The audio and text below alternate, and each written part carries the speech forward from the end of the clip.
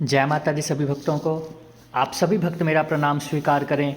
स्वागत करता हूं आप सबका आपके अपने YouTube चैनल स्पिरिचुअल मोटिवेशन में। आज हम बात करेंगे भगवान बजरंग बली जी के एक बहुत ही प्रचलित रूप है, बहुत ही मान्यता प्राप्त है इस रूप को, पंचमुखी हनुमान। क्या है पंचमुखी बालाजी का रहस्य, क्या है इससे जुड़ी कथा, क्यों बजरंग बली ने धारण किए 5 मुख, क्या उनके एक एक मुख का स्वरूप है, कौन सी दिशा है, किस देवता का वो स्वरूप है, आज हम इसके बारे में जानेंगे। तो सबसे पहले बजरंग बली महाराज जी की स्तुति करते हैं, एक बार उनका नाम याद किया जाए और प्रभु श्री रामचंद्र जी के जयकारे के साथ सभी लोग बोलिए जय श्री राम। सियावर रामचंद्र भगवान की जय हो। मनोजवम मारुततुल्य वेगम जितेन्द्रियं बुद्धिमतां वरिष्ठं वातात्मजं वानरयूथमुख्यं श्रीरामदूतं शरणं प्रपद्ये।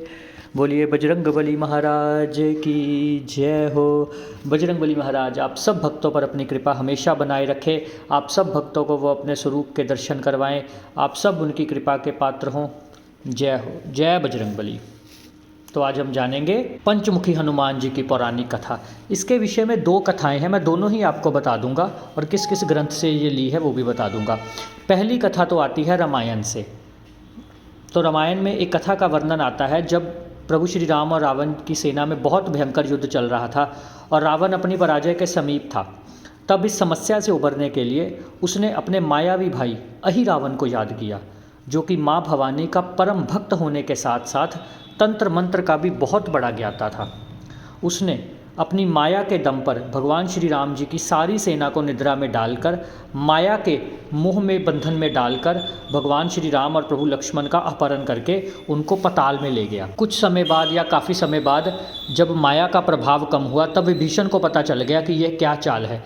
तब उन्होंने प्रभु श्री हनुमान जी को याद किया और उन्हें बताया कि ऐसे एक अहिरावण हमारा भाई है जो कि पताल का निवासी है और ज़रूर वो रावण के कहने पर राम और लक्ष्मण जी को पताल में लेकर गया है। ये सुनते ही बजरंगबली महाराज अपने इष्ट को बचाने के लिए पताल की तरफ रवाना हुए।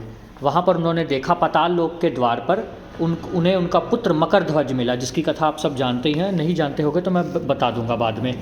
पताल लोक के द्वार पर उन्हें उनका पुत्र मकरध्वज मिला।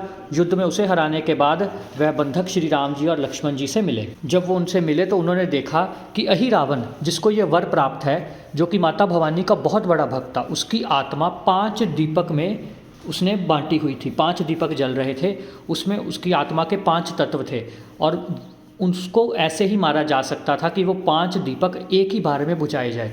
तब बजरंगबली महाराज जी ने पंच रूप धारण किया और 5 दीपकों को एक साथ बुझाया और जिस कारण से रावण का वध हो सका। कैसे कैसे उन्होंने ये 5 मुख धारण किए थे इसका मैं बता देता हूँ।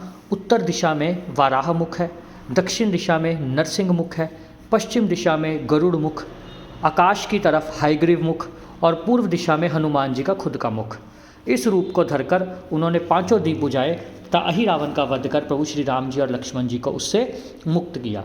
इसके साथ ही हमें एक दूसरी कथा भी मिलती है कि एक बार एक मरियल नाम का राक्षस था जो कि भगवान विष्णु का सुदर्शन चक्र चुरा लेता है। और जब यह बात बजरंगबली महाराज जी को पता चलती है तो वह संकल्प करते हैं कि वह पुनः चक्र प्राप्त करके भगवान विष्णु जी को सौंप देंगे। मरियल दानव इच्छानुसार रूप बदलने में माहिर था, इसीलिए विष्णु भगवान जी ने हनुमान जी को आशीर्वाद दिया। आशीर्वाद के साथ ही उन्होंने इच्छानुसार वायु गमन की शक्ति के साथ गरुड़ मुख, भय उत्पन्न करने वाला नरसिंह मुख, हयग्रीव मुख ज्ञान प्राप्त करने के लिए तथा वाराह मुख सुख व स्मृति के लिए दिया। पार्वती जी ने उन्हें कमल पुष्प एवं यम धर्मराज ने उन्हें पाश नामक अस्त्र प्रदान किए। आशीर्वाद एवं इन सब शक्तियों के साथ हनुमान जी मरियल दानव पर विजय प्राप्त करने में सफल रहे। तभी से उनके इस पंचमुखी स्वरूप को भी मान्यता प्राप्त हुई। तो यह कथा थी भगवान बजरंगबली महाराज जी के 5 मुख की, कि कैसे उन्होंने 5 मुख धारण किए, क्यों धारण किए, क्या इनकी मान्यता थी। तो जो भी साधक भगवान बजरंगबली जी के इस पंचमुखी रूप की पूजा करता है वह सुख समृद्धि से भर जाता है, उसके सभी कष्टों का नाश होता है। हर जगह आप देखोगे तो पंचमुखी बालाजी का आपको मंदिर मिल ही जाएगा। तो इसीलिए बजरंगबली महाराज जी की उपासना कीजिए, हनुमान चालीसा का पाठ कीजिए, भगवान के मंत्र का जाप कीजिए, प्रभु श्री राम का जाप कीजिए, अधिक से अधिक जाप करके अपने जीवन के संकटों को दूर कीजिए। आप सबके मंगल भविष्य की कामना के साथ जय माता दी, जय माता दी, जय माता दी।